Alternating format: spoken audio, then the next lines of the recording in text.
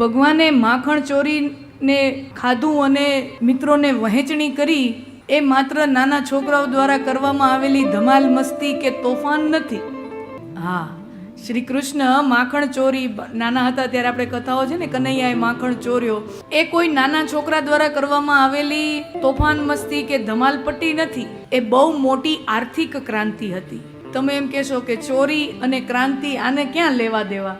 ભાગવતકાર વર્ણવે છે કે એ સમયે ગોકુળમાં વ્રજ વિસ્તારની અંદર જે મોટાભાગના જે લોકો હતા એના બે વ્યવસાયો હતા, ખેતી અને પશુપાલન. આ બે મુખ્ય વ્યવસાયો, અને એમાંય ખાસ કરીને પશુપાલન. ગોવાળિયાઓ ગોપીઓ પશુપાલનના વ્યવસાયમાં. તો જે ગાય જે દૂધ આપે એનું જે માખણ થાય, એનું જે ઘી થાય, એ બધું મથુરાના નગરમાં, મથુરા શહેરમાં વેચાવા વયું જતું. મથુરામાં વેચાવા વયું જતું. એક વખત શ્રી કૃષ્ણ પોતાના બાળ મિત્રો સાથે રમી રહ્યા છે ત્યારે ભગવાન પોતાના મિત્રોને કહે છે કે તમે આટલા કેમ શુકલકડી જેવા છો, સુકાયેલા છો, હે, ખાતા પીતા જાઓ.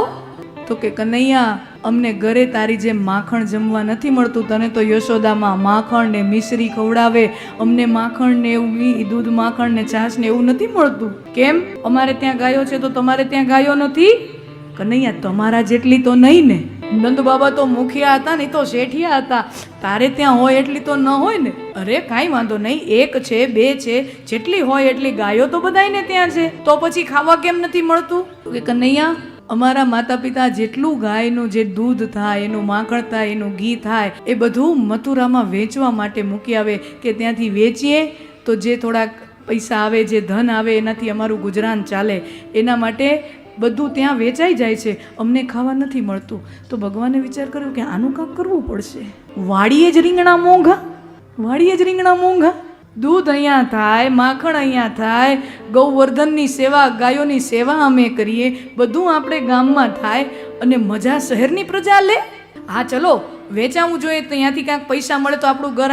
પણ પહેલું તો અધિકાર ગામની સમૃદ્ધિનો, સંપત્તિનો પહેલાં અહીંયા હોય ને. ગામમાં જે વસ્તુ બને એનો સૌથી પહેલો અધિકાર ગામવાસીઓનો. બચે એ પછી વેચવા જવાય. પણ ગુજરાન માટે ધન કમાવવું એ જરૂરી છે. તો ગોપીઓ અને ગોવાળિયાઓ કરે છે એ બરાબર છે.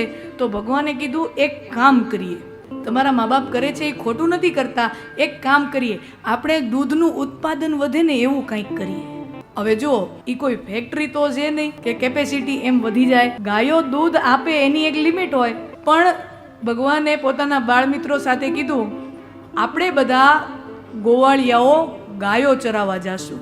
આપણે બધા ગાયો ચરાવવા જાશું. ગાય શું ચારો ખાય છે એ આપણે ખૂબ ધ્યાનથી એનું નિયંત્રણ કરશું. એને સારામાં સારો, ઊંચી ગુણવત્તાવાળો ચારો મળી રહે એવા પ્રદેશમાં એને લઈ જાશું. સારામાં સારો ચારો ખવડાવશું, એને સારી માવજત કરાવશું. ક્યારેક બીમાર થઈ જાય તો એની સરસ મજાની ઔષધિ કરાવશું. સારામાં સારી એની સેવા કરશું તો ઉત્તમ ગુણવત્તાવાળું દૂધ અને એના ઉત્પાદનમાં વધારો થાય. અને એનું રિઝલ્ટે મળ્યું, એનું પરિણામે મળ્યું, દૂધનું ઉત્પાદન વધ્યું. પણ છતાંય ગ્વાળ બાળોની હાલત તો એની એ જ હતી. કનૈયાએ કીધું કે હવે તો આપણે ગાયું ચરાવવા જઈએ છીએ, હવે તો દૂધનું ઉત્પાદન વધ્યું, હજી ખાવા નથી જડતું. તો કે ના, વધારે દૂધ થયું તો વધારે માખણ થયું તો વધારે વેચવા વયા જાય છે.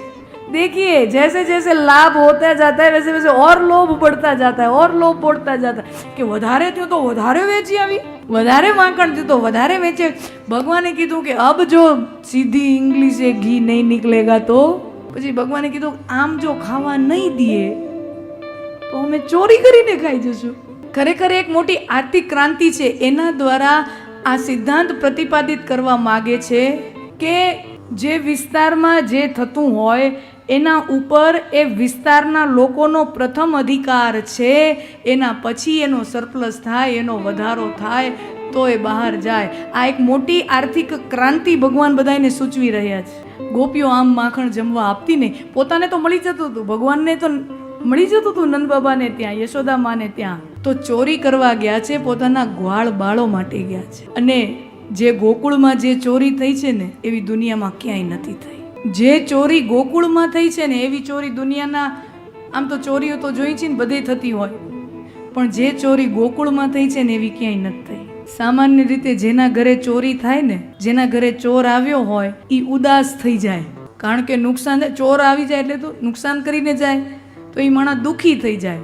સામાન્ય રીતે ચોર આવે ને તો માણસ દુખી થઈ જાય, પણ ગોકુળમાં એવું થતું કે કનૈયો જેના ઘરે ચોરી ન કરવા જાય ઈ ગોપી દુખી થાય। गोकुल चोरी अद्भुत है।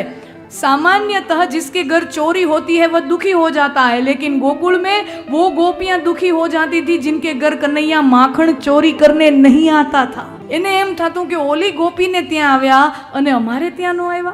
આવી ચોરી દુનિયામાં બીજે ક્યાંય નથી થઈ જે ગોકુળમાં થઈ છે।